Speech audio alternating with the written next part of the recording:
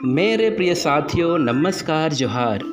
हम में से प्रत्येक ने अपने बचपन के जीवन में ऐसे क्वेश्चंस का सामना ज़रूर किया होगा जिसमें यह पूछा गया था कि बेटे, बड़े होकर क्या बनोगे। हमने अपने हिसाब से इसका उत्तर दिया था। जब हम बड़े होते गए, हम सब ने अपने सपने का पीछा किया होगा। आज हम सुनेंगे ब्राज़ीलियन नॉवेलिस्ट पाउलो कोएल्हो की फेमस किताब द अल्केमिस्ट से एक दिलचस्प कहानी। यह किताब हमें अपनी ज़िंदगी को नए नज़रिए से देखने, भारी जवानी में मिले प्यार मोहब्बत, ज़िंदगी की उलझनों में निरस्ता, संघर्ष में जीवन के लक्ष्य और सफ़र के बारे में सिखाएगी। इस किताब के शुरू में प्रस्तावना भाग में ही एक छोटी कहानी दी हुई है। सबसे पहले हम इसे सुनेंगे। एक बार अल्केमिस्ट ने एक कहानी किताब को उठाया जो कारवां के किसी व्यक्ति के द्वारा लाई गई थी। अल्केमिस्ट एक रसायनविद को कहा जाता है। अल्केमिस्ट ने उस किताब के पन्ने पलटने शुरू किए जहां उससे ये कहानी मिली जिससे वो पहले से ही जानता था। उस कहानी में नार्सिसस नाम का युवा अपनी सुंदरता पर इतना मोहित था कि रोज एक झील पर घुटने टेक कर खुद को झील के पानी में निहारता था। एक दिन खुद को देखते समय नार्सिसस उस झील में गिर जाता है और गिरकर मर जाता है। जहाँ वह मरता है वहाँ एक फूल का जन्म होता है। उस फूल को नार्सिसस कहा गया। जब नार्सिसस की मृत्यु हुई तो जंगल की देवी झील के सामने प्रकट होती है और पाती है कि झील का मीठा पानी नमकीन हो चुका है। वो झील से पूछती है, तुम क्यों रोती हो? झील जवाब देती है, मैं नार्सिसस के लिए रोती हूँ। वो खुद को देखने के लिए मेरे किनारे पर आया करता था। देवी बोलती है, ये कोई नई बात नहीं है। हम देवी देवता भी जंगल में उसकी सुंदरता के लिए उसका पीछा किया करते थे। क्या वाकई में वह सुंदर था? झील इससे जवाब में कहती है, वह सुंदर था या नहीं इसका तो पता नहीं, पर उसकी आंखें गहरी थीं और मैं अपना प्रतिबिंब देखा करती थी। अल्केमिस्ट ने सोचा, यह कितनी अच्छी कहानी है। इससे ये मतलब लगता है कि झील और युवा दोनों बस स्वयं को ही एक दूसरे में देखा करते थे। साथियों, यह छोटी कहानी बस प्रस्तावना का ही भाग है। तो चलिए चलते हैं कहानी के अगले हिस्से में। यह कहानी स्पेन देश के अंडालूसिया के रहने वाले सेंटियागो नाम के गडरिये की कहानी है। सेंटियागो का परिवार चाहता था कि वह एक प्रीस्ट यानी एक अच्छा पुरोहित बने और लोगों की सेवा करे, लेकिन उससे कुछ और मन था। उसने एक दिन अपनी इच्छा अपने पिताजी को बताया कि वह यात्रा करने में रुचि रखता है। उसे नए जगहों में घूमना बहुत पसंद है। उसके पिताजी ने उसकी इच्छा का आदर देते हुए समझाया कि यदि उसे ट्रैवल करना पसंद है तो दो चीज़ों का चुनाव करना होगा। एक तो खूब सारा पैसा कमाए और दुनिया देखे, या तो एक चरवाहा बन जाए और दुनिया घूमे। सेंटियागो ने दूसरा ऑप्शन को चुना, इसलिए वह एक शेफर्ड बन गया ताकि वह अपनी भेड़ों के साथ हमेशा घूमता रहे। सेंटियागो अपने साथ हमेशा एक किताब लेकर रखता था। जब भेड़ें किसी दोपहर में आराम करती तो वह अपने पास रखे किताबों को पढ़ लिया करता था, जिसकी वजह से दिन बीतने की उससे खबर ही नहीं होती और वह उसी किताब को तकिया बनाकर सो जाता था। एक बार वह भेड़ें चराते हुए अपनी भेड़ों का ऊन बेचने के लिए एक व्यापारी के पास पहुंचा, जहां उसका एक काली बालों वाली सुंदर लड़की से उसकी मुलाकात हुई जो कि उस व्यापारी की बेटी थी। सेंटियागो को वह लड़की बहुत अच्छी लगती थी। शायद वह उसे पसंद सा करने लगा था। वह उस पर फिदा हो गया था और हर बार की तरह इस साल भी वह उस लड़की से मिलने की उम्मीद में उसी जगह पर वापस जाने की सोच रहा था। सेंटियागो कहता था कि हमें जीवन में किसी भी चेंज के लिए रेडी रहना चाहिए। सेंटियागो एक दिन अपने भेड़ों के साथ अपने शहर से थोड़ा दूर निकल चुका था। वह रात का समय व्यतीत करने के लिए एक खंडहर गिरजाघर में ठहरने का प्रबंध किया। भेड़ों को एक बाड़ बनाकर उसमें रख दिया और अपने जैकेट की मदद से आसपास के जगह को साफ कर अपने किताब को तकिया बनाया और वहाँ लगे बड़े से सिकामोर ट्री के नीचे सो गया। आधी रात को उसने एक सपना देखा जो उसने पिछली रात भी देखी थी, जिसमें पिरामिड थे और वहाँ खूब सारा खजाना भी था। लेकिन जैसे ही वह खजाने के पास पहुँचता, उसकी आंखें खुल जाती, उसका मन बेचैन हो जाता। इस सपने का मतलब जानने के लिए वह उस शहर की एक बूढ़ी औरत का पता पाया। वह बूढ़ी औरत जिप्सी औरत लग रही थी। वह सेंटियागो का हाथ पकड़कर जिप्सी प्रार्थनाएं करने लगी। सेंटियागो को बचपन से ही पता था कि जिप्सी का मतलब शैतान या भूत प्रेत को मानने वाली, बच्चों का अपहरण करने वाली, हम अपनी भाषा में बोल सकते हैं वह डायन लग रही थी। सेंटियागो अब डरने लगा था, सोच रहा था कहाँ फंस गया मैं।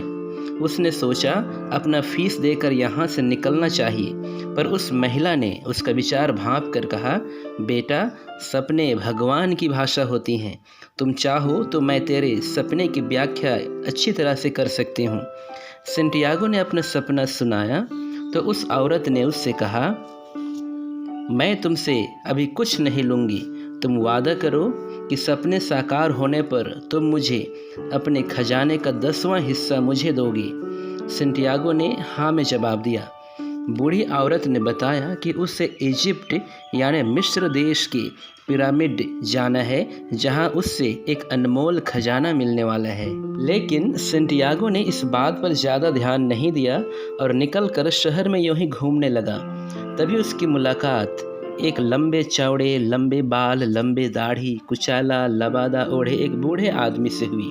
वह बूढ़ा आदमी लड़के से बातें करने में रुचि दिखाने लगी, पर लड़के को उस पर कोई इंटरेस्ट नहीं था। लेकिन वह उस बूढ़े आदमी के ज्ञान से बहुत प्रभावित हुआ। पूछने पर उस बूढ़े आदमी ने बताया कि वह सालेम का राजा मेल्किसेदेक है। उसने सेंटियागो को यह भी बताया कि वह अक्सर लोगों को उनकी डेस्टिनी तक पहुंचाने में मदद करता है। उस बूढ़े आदमी ने उससे कहा कि लाइफ हमेशा हमें कुछ न कुछ साइन देती रहती है ताकि हम सही रास्ते पर चल सकें।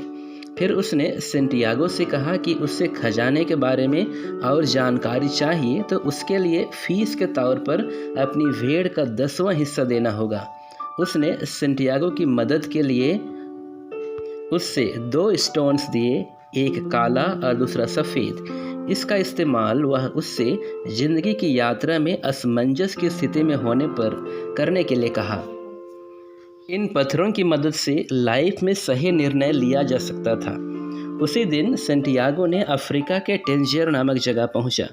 वहां पर वह एक बार में बैठा था कि एक आदमी उसके पास आया। उस आदमी ने स्पेनिश में उससे पूछा कि वह इस नई जगह में क्या करने आया है। सेंटियागो ने कहा कि उससे मिस्र के पिरामिड्स तक जाना है और अगर वह आदमी गाइड बनकर उसे वहां तक ले जाए तो वह उसे पैसा देगा। वह आदमी एक अच्छा गाइड बनने का प्रॉमिस करके सेंटियागो से सारा पैसा लेकर बिजी मार्केट में गायब हो गया और सेंटियागो देखता रह गया। वह बहुत उदास हो गया। फिर अचानक उससे वे 2 स्टोन्स याद आ गए।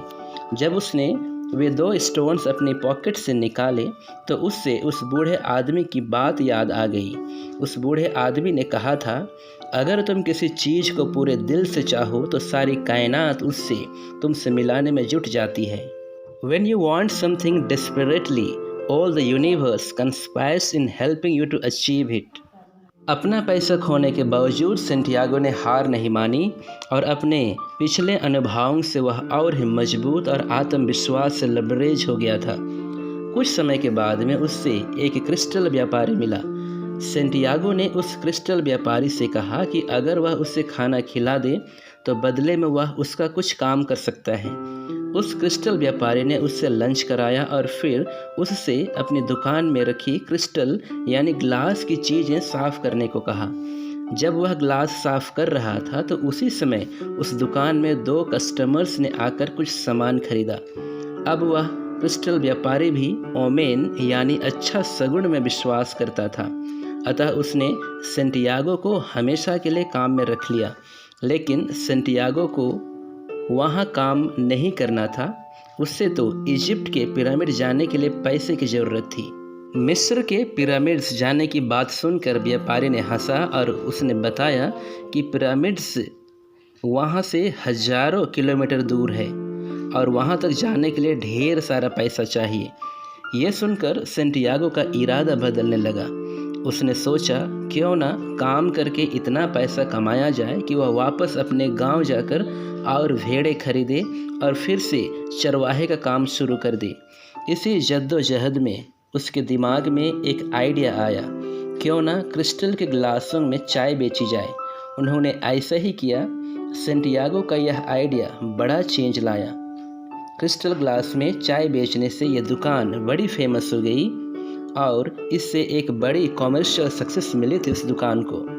जब सेंटियागो के पास काफ़ी पैसा जमा हो गया था तो उसने अपने घर वापस जाने का निर्णय लिया, लेकिन जाने से पहले वह शॉपकीपर से ब्लेसिंग्स लेना चाहता था।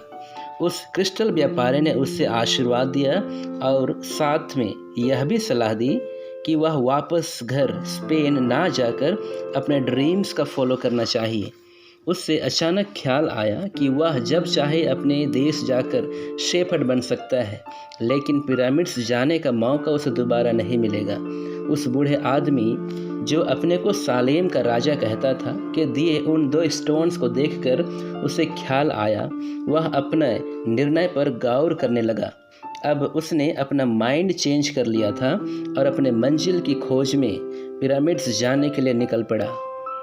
उसका संयोग ऐसा था कि पिरामिड्स के शहर जाने वाले रेगिस्तान में एक काबिला उससे मिल गया। उसने उसमें शामिल हो गया। उस कारवां में उसे एक दोस्त मिल गया जो एक अंग्रेज था। दोनों में बहुत अच्छी दोस्ती हो गई और अपनी अपनी ज़िंदगी के बारे में बताने के दौरान सेंटियागो को इस बात का एहसास हुआ कि ज़िंदगी में सारी चीज़ें एक दूसरे से जुड़ी हुई हैं और भाग्य ने हर चीज़ की योजना पहले ही बना रखी है। यात्रा के दौरान बीच बीच में उन्हें एक खबर मिली कि ट्राइबल्स यानी वहाँ के आदिवासियों के बीच लड़ाई होने वाली है, जिसे सुनकर सारे लोग डर गए थे। लेकिन वापस लौटना अब संभव नहीं था और जब वापस जाना मुमकिन ना हो तो आगे बढ़ते जाना ही बेहतर रास्ता होता है। अब उनका कारवां तेज़ी से आगे बढ़ता जा रहा था और वे लोग ट्राइबल्स वार से बचने के लिए रात दिन बिना रुके चलते जा रहे थे और अंततः उनका कारवां ट्राइबल वार से बचता हुआ किसी तरह ओएसिस यानी रेगिस्तान में पानी की जगह तक पहुंच गया था। एक दिन अचानक वहां के कुएं से पानी भरने आई एक नवयुवती लड़की से सेंटियागो की मुलाकात हुई। वह सुंदर लड़की अपना नाम फातिमा बताई। फातिमा को देखते ही सेंटियागो अपना दिल बेहाल कर बैठा। अब रोजाना दोनों का मिलना जुलना शुरू हो गया था। दोनों बहुत ही नज़दीक आ गए थे। दोनों को लगा कि वे दोनों एक दूसरे के लिए बने हैं। लेकिन फातिमा ने सेंटियागो को सलाह दी कि मुझे अकेला छोड़ दो और तुम अपनी यात्रा पूरी करो, मैं तेरे लौटने की राह देखूंगी। सेंटियागो की मुलाकात जब एल्केमिस्ट से हुई तो सेंटियागो फातिमा के मिल जाने को खजाना मिल जाने के तौर पर बताया, लेकिन एल्केमिस्ट उसकी इस बात को यह कहकर काटा कि इजिप्ट के पिरामिड से उससे फातिमा नहीं मिली है, इसलिए फातिमा खजाना नहीं हो सकती। इसके बाद एक बार फिर से सेंटियागो अपने भाग्य के पीछे चलने का मन बना लिया और आगे बढ़ने लगा। उससे फातिमा की याद तो बहुत आने लगी थी, मगर एल्केमिस्ट ने उससे यही बताया था कि उसके भाग्य में यदि फातिमा का प्यार होगा तो वह उससे ज़रूर नसीब होगा। सेंटियागो खजाना ढूंढने की अपनी यात्रा पर तो ज़रूर निकला हुआ था, लेकिन ज़िंदगी के हर कदम पर अब उससे नए नए एहसास हो रहे थे। सेंटियागो को यह महसूस हो चुका था कि नाकामयाब होने का जो भय है वह नाकामयाबी से भी कहीं बड़ा होता है। इस तरह से सेंटियागो का दिमाग धीरे धीरे शांत हो रहा था। इसी बीच सेंटियागो और एल्केमिस्ट आदिवासियों से घिर गए थे। सेंटियागो के बारे में एल्केमिस्ट ने उन लोगों को बता दिया था कि वह उन्हें हवा बनकर दिखा सकता है। ऐसा नहीं होने पर वे लोग 3 दिन के अंदर उसकी जान ले सकते हैं। सेंटियागो इसकी वजह से बुरी तरह से घबरा गया था, लेकिन अंत में उसने अपने अंदर की ताकत को पहचाना। यदि हम किसी चीज़ को पूरी शिद्दत से चाहें तो पूरी कायनात जुट जाती है उसे पूरी करने में। ईश्वर से उसने अपना जुड़ाव महसूस किया। अंत में उसने खुद को हवा में बदलकर उन सभी को दिखा दिया और शर्त भी जीत गया। उससे और एल्केमिस्ट को छोड़ दिया गया। चलते चलते वे लोग एक मॉनेस्ट्री के पास पहुँचे। एल्केमिस्ट ने उसे रास्ता दिखाया जो सोने में बदल सकता था। दोनों वहाँ से अलग हो गए। एल्केमिस्ट वापस ओएसिस में लौट गया और सेंटियागो खजाने की तलाश में आगे चलता रहा। वह अपने दिल की सुन रहा था और आगे बढ़ते जा रहा था और अंत में वह पिरामिड्स तक पहुँच ही गया। अपनी मंजिल देखकर वह रो पड़ा और जहाँ पर उसके आंसू गिरे वहाँ उससे एक बीटल दिखा जो कि उस इलाके में गॉड का सिंबल माना जाता था। उससे यह एक और ओमेन लगा और उसने वहाँ पर खोदना शुरू किया। उसने काफ़ी गहरा तक खुदाई की मगर उससे कुछ नहीं मिला। तभी उसके पास 3 घुड़सवार उससे घेर लिए और सेंटियागो का वह सारा गोल्ड छीन लिया जो उसे एल्केमिस्ट ने पार्टिंग गिफ्ट के तौर पर दिया था। उसका धन छीनने के बाद उन्होंने उसे बहुत पीटा और भी धन के बारे में पूछने पर सेंटियागो ने अपना मुंह नहीं खोला। लेकिन जब लगा कि वे उसे मार डालेंगे तो उन्होंने सारी सच्चाई बता दी कि वह अपना ड्रीम का फॉलो करते हुए यहाँ तक आया है और अपना खजाना ढूंढ रहा है। इन सब बातों को सुनकर वे घुड़सवार उसे पागल समझ बैठे और उससे उसी हालात में छोड़कर यानी अधमरा करके चले गए। लेकिन जाते जाते उनमें से एक लौट कर सेंटियागो के पास आकर कहा कि उससे ऐसे किसी भी सपने पर विश्वास नहीं करना चाहिए, क्योंकि उसने भी एक सपना देखा था कि कहीं दूर किसी टूटे फूटे गिरजाघर में एक खंडहर चर्च के अंदर खजाना छुपा है, जहां एक टूटे कमरे में सिकामोर का पेड़ उगा है। लेकिन वह इन सब बातों पर विश्वास नहीं करता। ये बोलकर वह चीफ और उसके साथी वहाँ से चले गए। सेंटियागो को जब यह पता चला तो मानो उसके शरीर में करंट दौड़ गया हो। उसकी खुशी का ठिकाना न रहा। वह उछल पड़ा। वह इस चीज़ को समझ चुका था कि खजाना तो उसी जगह पर छिपा हुआ था, लेकिन वहाँ तक पहुँचने का रास्ता बहुत ही घुमावदार था। प्रिय साथियों, अपने भाग्य के पीछे यदि सेंटियागो नहीं चला होता तो शायद उस खजाने तक वह नहीं पहुँच पाता जो कि अपने ही जगह पर छिपा हुआ था।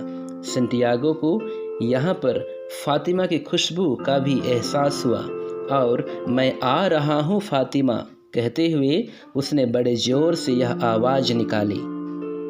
प्रिय साथियों, तो ये थी आज की कहानी। यह कहानी हमें सिखाती है कि असल खजाना यानी असली ज्ञान तो हमारे खुद के अंदर छिपा हुआ है। ज़रूरत है बस उसे पहचानने की और सही दिशा में इसका इस्तेमाल करने की। Kingdom of God is with in you. साथियों, इस कहानी से आपको क्या सीख मिली कमेंट बॉक्स में ज़रूर शेयर करिएगा। यह एक अमेजिंग किताब है। आप इससे लाइन बाय लाइन पढ़कर और ज़्यादा अपने जीवन के लिए फीलिंग ला सकते हैं। यदि आप इस किताब को खरीदना चाहते हैं तो आपको डिस्क्रिप्शन बॉक्स में इसका लिंक मिल जाएगा। यदि हमारी वीडियोस आपको अच्छी लगती हैं तो वीडियोस को लाइक और शेयर करना मत भूलिएगा। साथ ही चैनल में नए हैं तो चैनल को ज़रूर सब्सक्राइब कर दीजिएगा। पुनः हमारे साथ बने रहने के लिए धन्यवाद। सहज आइडिया फैमिली की ओर से ढेर सारी शुभकामनाएं।